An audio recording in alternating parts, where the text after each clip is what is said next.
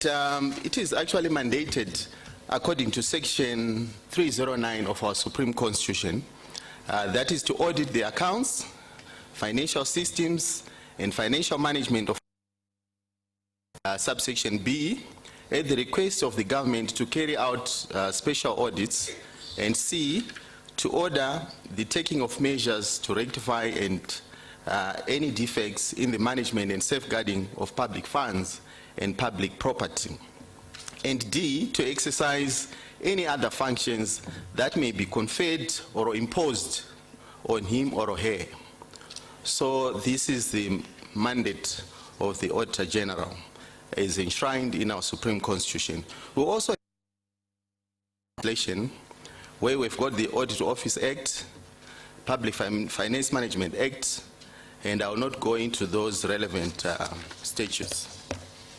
Reaction to the report by the AG. As Parliament, we wish to applaud the AG detailed analysis of the appropriation accounts, finance and revenue statements, and fund accounts. As parliamentarians, we are equally shocked by some of the revelations in the report which border on flagrant violation of the Constitution and legislative provisions.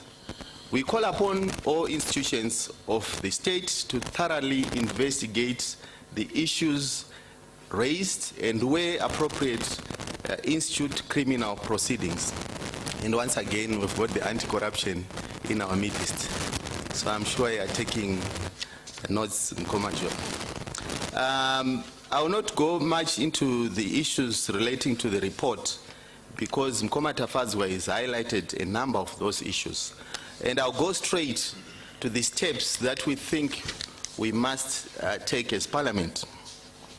In the last couple of years, Parliament has shown increasing activism and engagement in the budget process from drafting to the audit stage. As the representative institution of the people, the National Legislature is the most appropriate institution to ensure that the budget ultimately matches a nation's needs with available resources. Effective legislation participation in the budget process establishes checks and balances that are crucial in transparency and accountable government, thus ensuring efficient delivery of public service. The road exposed by the Auditor General requires Parliament to develop a business unusual approach and enhance its effectiveness in fiscal oversight. Earning and Lati in an undated